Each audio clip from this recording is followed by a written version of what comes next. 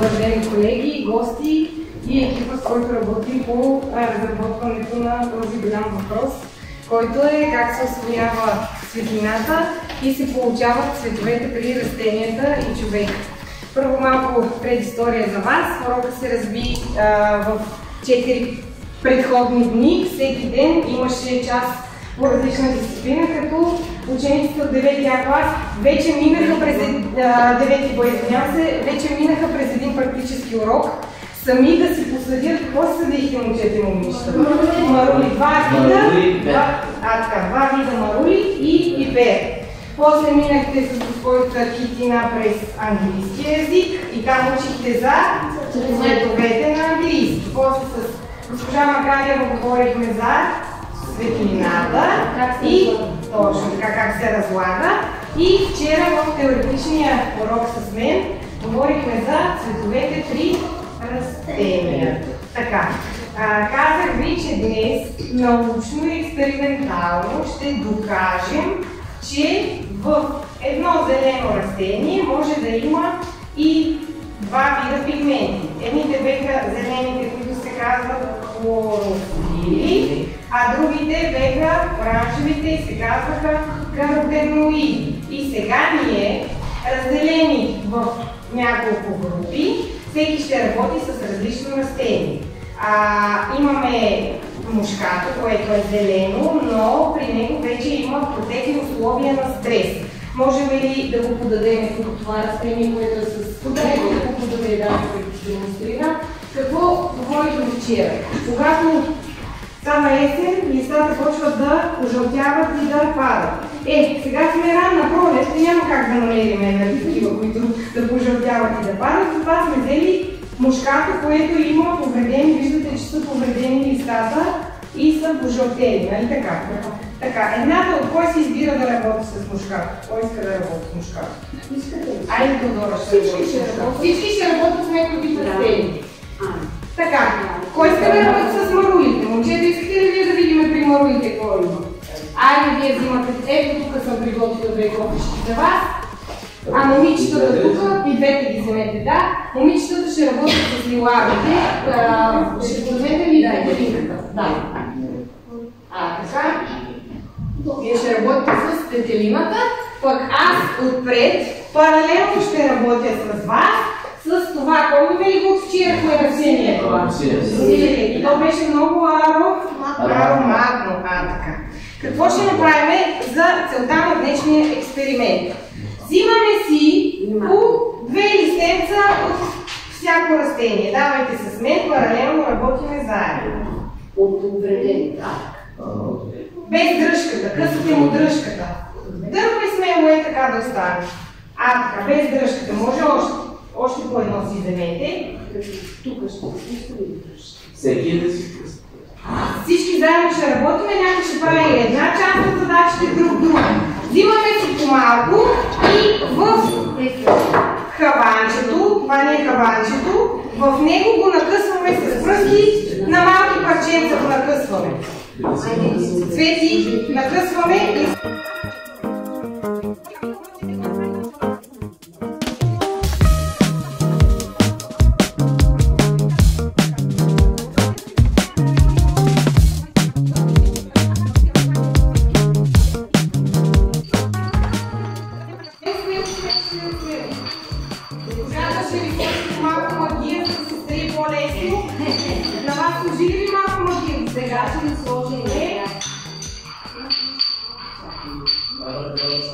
Ние си слагаме сол.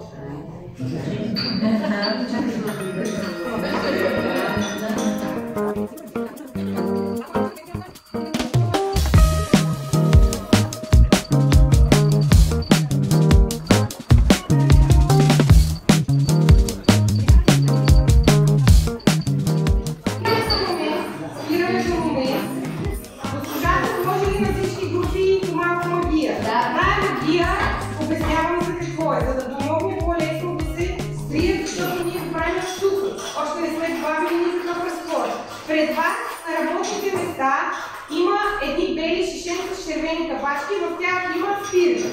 Като дезинфектатор за ръце. Взимаме ги, вземете си шишенцето И изсипете половината от него в хаванчето. Половината от материала. Половината достатъчно затваряме хаванчето, за да не изветрява и бъркаме.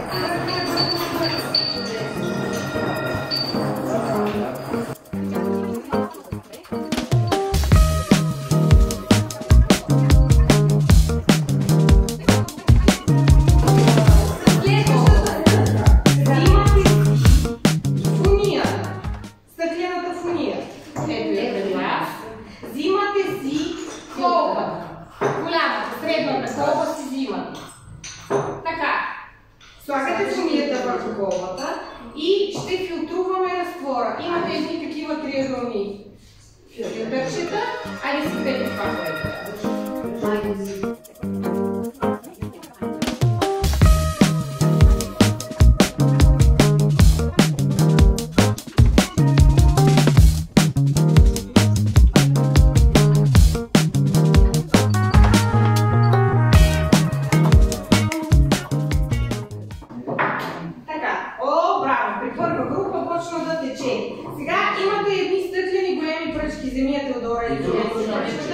и лекичко разбъркайте, да може да тече, само внимателно да не пробиете филтъра.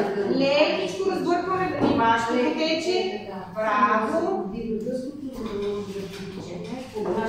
Готово, вашето тече спокойно. Докато го чакаме да потече, имате приготвени едни стъклени с такова обвити във филтърна хартия. Тези. Вземете ги в ръка и имате едно такова листче подготвено. Това листче е нашата проба. Ще накапяме на него нашата проба. Знаем ли кой е пипетка? Я да видим, имате ли пипетка, малка пипетка, имате по две. Да. Мадлен, кога я обичаш, че са три, има още една на Кирчо? Това го слагаме на масата, стъклото, и върху него слагаме листче. На листчето имате, какво имате нарисувано? Една права линия. С пипетката си взимате от разтвора, но за целта ние, за да си вземем от него, трябва да прехвърлиме в чашка. Тук при момичетата вече е потекло. Флоренция, айде си пи в чашката това, което е потекло, бързо. Момчета, вие направете същото в малката чашка и си пи това, което е потекло. И то да си тече. Ние ще използваме това, което вече е потекло.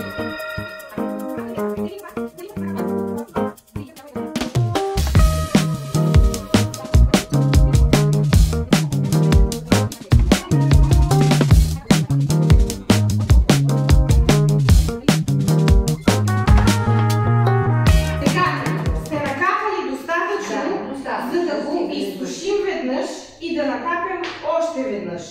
Дайте го сега тук, понеже имаме, дайте ми вашето. Господин Кръчев ще съдейства. С Лара. Бързо ще стане. Дайте момчета и вашето. Сега може да суши поне две проби. После ви го давам и накапвате отново.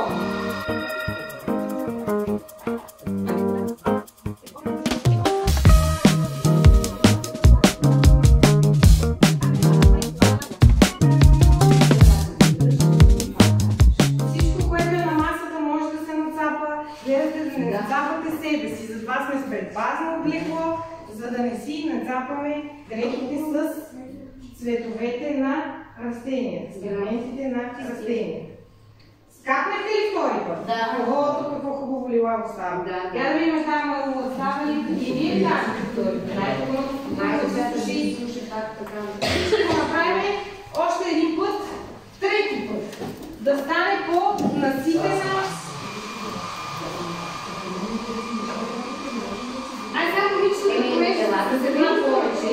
Да ми кажете кое е харесва повече. Червенто или лилаво?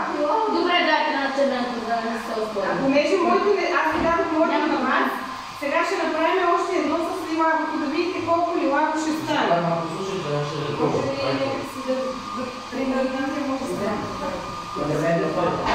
Да.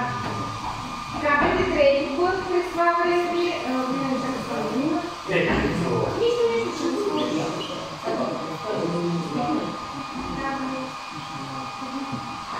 Айде сега вие ще ми казвате аз какво да направя. Искате ли да обърнем процеса, да ви да разбрахте ли какво направихме до тук? Имам до това разсени. Какво трябва да направя с него сега? Да го накъсам и къде да го сложим?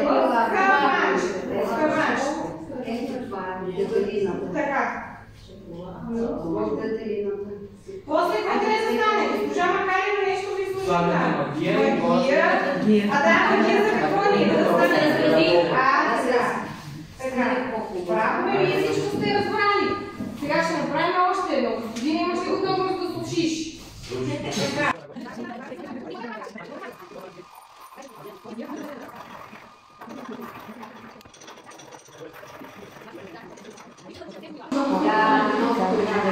Ето, момчета. Сега какво да направя? Я да ви слагаме половината бутилка спирт. Добре. И какво да направя? Къде? Да филтърната хартия. Не, нещо друго да правя. Унията, унията. Така, филтърната хартия и го изсипвам, така ли? Ето да видите, видяха ли всички, че различен пигмент има да изсипвам. И после какво? Да се филтрира проба точно. Ама нещо още не трябва ли да направя? Да добавим спирта. Оставям от спирта. Спирам за малко, вие ми казвате колко пъти сте накапали. 3 пъти. Последен 4-ти път накапваме. Аз си пресипвам да ми се придруга и лава тук на хора.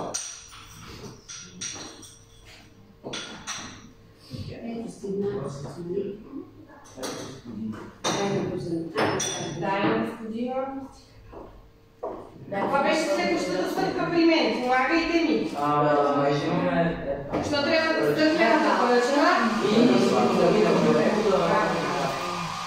Готови потече.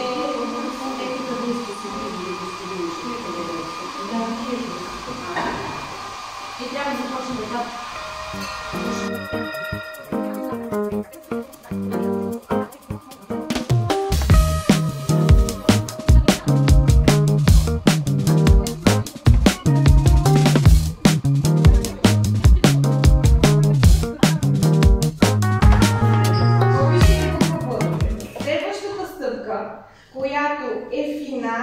преди да сложиме на тъмно, работиме всички заедно. Какво се случва? Най-голямата колба взимаме. От колко милилитра е тя? Браво, 500 милилитра. Половин кило, да. И имате едно шишенце, което е написано с златен разтвор. Това е истинската магия, която ще накара нашите пигменти, които сме нанесли къде на хартията на пробата, да се разделят, да имаме зелено, жълто или каквото излезе. Ще видиме, това е експеримент, може и нищо да не стане. Заедно, готови ли сте? Взехте ли колбата? Да. Отваряме, пробите ли, готови ли са на всички? Да. Отваряме шишенцето и изсипваме течността в колбата. Цяла. Тя не има. Така. Взимате си пробата и с колбата и пробата идвате тук при мен, защото ще го правим на тъмно. Ще го сложим под кутия на тъмно. Така. Слагате пробата вътре в колбата. Да се подпре хартийката. Тая пръчка е за това, да се подпре. Готово. Айде вие слагайте на бюрото и ги слагаме на тъмно. И сега изненада какво ще стане. Сега ще ви поканя да се преместите на първича, за да продължим.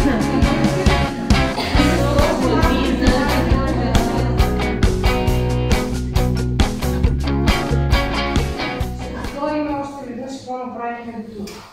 Избрахме си растения, нали така? Да. Кои бяха? Силек, детерина и марулята, която сте посели. Накъсахме я на малки парченца.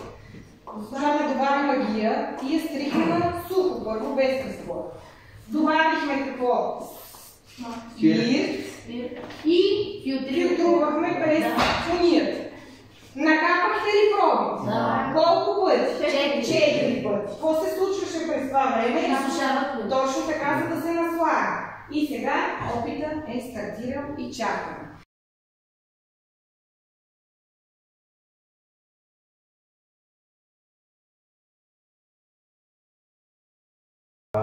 Деца, каквото и да говорим, вие гледат телевизията доста често. В земеделието, както да го казвам, всичко става въпрос за чистота на продуктите и за... Сега ще ви запозная с една технология, която се нарича VRT технология. Доколкото разбрах, вече се използва и в нас. В нашата държава. Аз, докато я разучавах преди 2 години, се използваше само в Холандия и в Белгия. Какво е тази VRT технология и как постигаме ние? Първо, преди да започна да ви обясня, искам да ви кажа, че азота, т.е. нашите торове, които използваме в селското стопанство, всичките са на базата на азот, а азота е главна съставна част от молекулата на хлорофила на растението.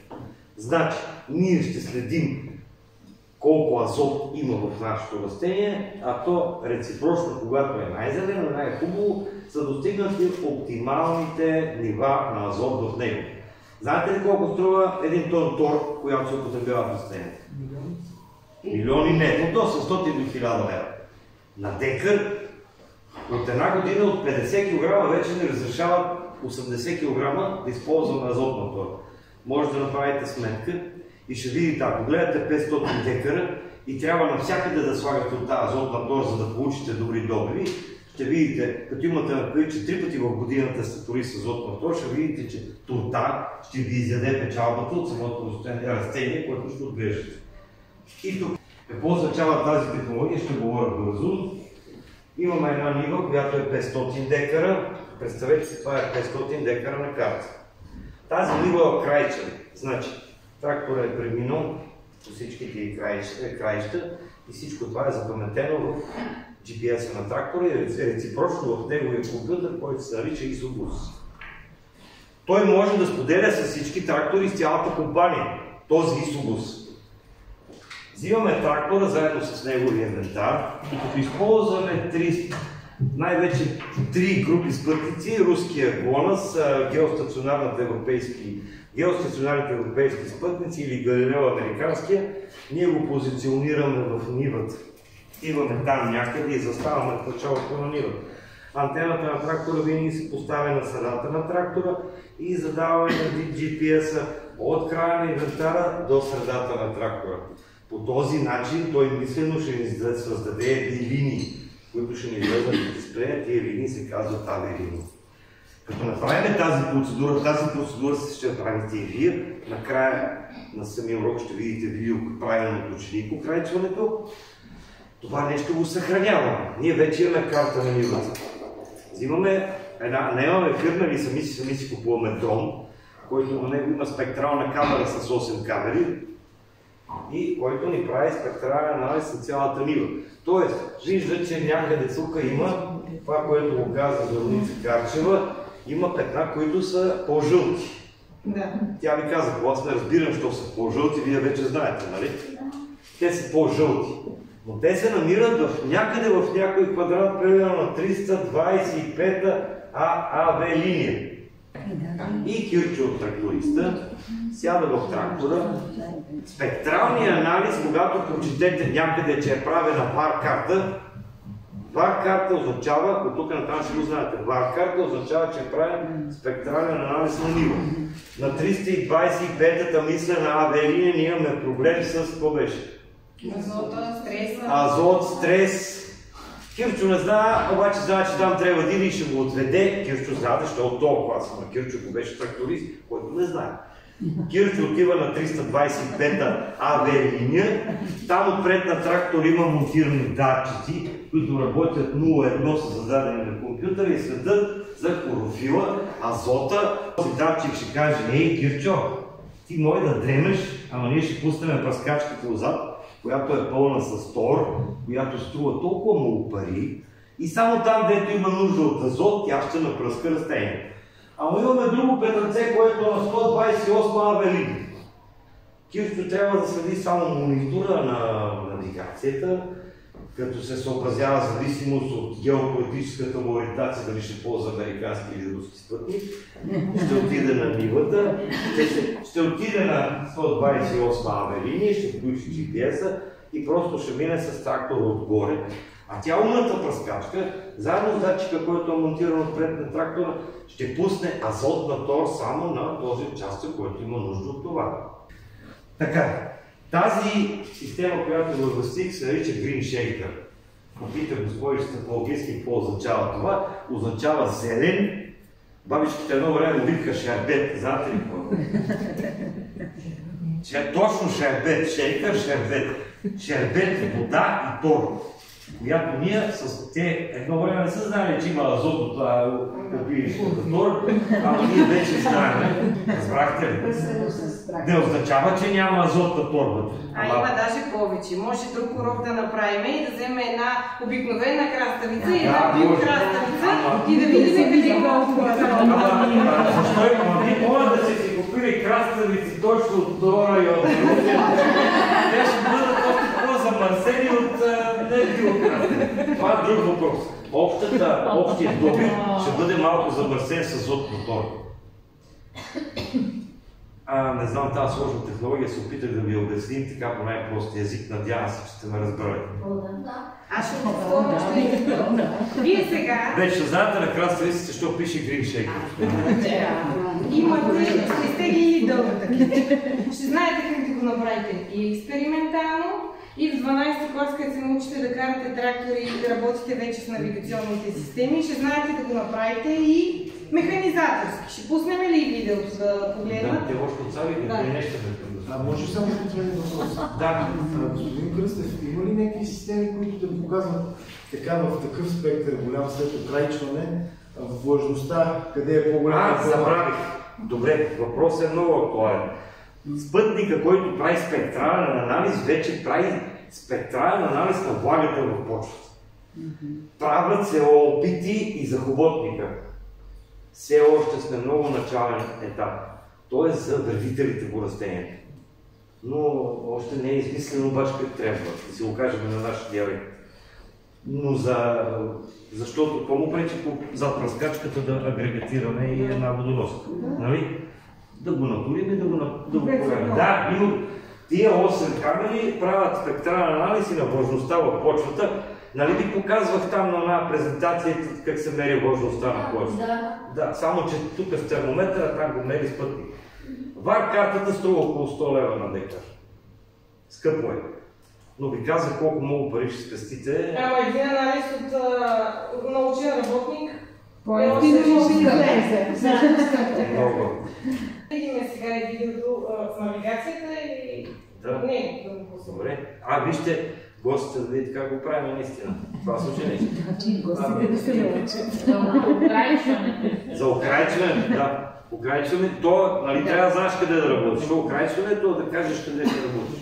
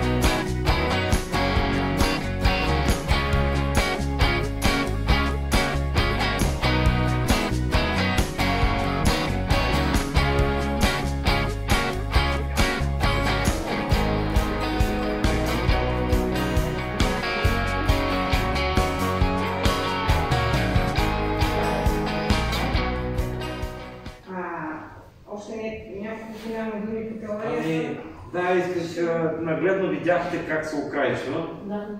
Просто с трактора се обикаля краищата на нивите и авелините как ги създаваме. Те са фактически авелинията. Ширината на една авелиния от друга е половината на трактора до края на инвентара. Това е авелиния. Не е цялото, а половината. Като антената винаги трябва да стои, защото антената е подвижна на GPS-а. Може да я сложиш къде искаш, но ако я сложиш на кълника или някъде другаде, ще се получи през застъпване и я слагате на тавана на трактора, на средата и измервате това разстояние от тук до тук. Това е ширината на... Прекъсвам те, защото имаме още малко да се видят експериментите. Кой беше Василевка? Ние.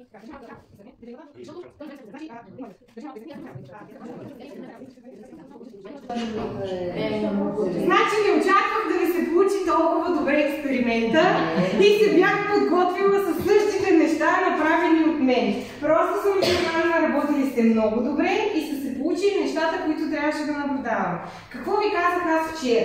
Когато имаме зелено растение, това не означава, че нямаме в него и жълтите пигменти, които беха каротеноиди. В босилика имаме ли жълта линия? Да. Я покажете хубаво на всички. То са няколко. Така. Ще задълбаеме в теоретичната дисциплина още малко в друг част. В марулята имаме ли жълта линия? Я покажи я нагоре високо. Да, ще обърна. При марулята, понеже са малки растенията, засели сте ги кога? Миналия четвъртък. Те не са порасли още. Дори самото зелено, виждате при босилика какво зелено и виждате при марулята, че не е толкова наситен. По-бледи са, но ги има жълтите линии. Виждате ли? Да. Ето и за гостите, ако не ми вярват, нека ще ви ги дам да ги видят. Така, при детелината също ги имаме нещата, но тук имаме още един пигмент. И жълто има. Зеленото се е размило. Ето тук може да го видите. Ето го, тук се вижда по-хубаво зеленото. Ама тук се вижда по-хубаво лилавия. Той ми розово. Да, се вижда и розово има. Протекал е правилно вашия експеримент. Сега питам аз. Доказваме ли експериментално това, за което си говорихме вчера в мисловната карта? Че в едни листа, освен зелените пигменти, които бяха как хлорофили, може да има и другите пигменти, които са каротеноиди. И сега, моля за съдействие, за да завършим с усмивка, това, което сме скрили и сме го филтрували, ще ви го раздам. И с една четка за рисуване, някъде на тениската, нарисувайте как се чувствате днеска. Дали ще усмихната човече или каквото човече решите. Аз предлагам на ръкава, може тук, където ви удобно. Може пак да Много голямо.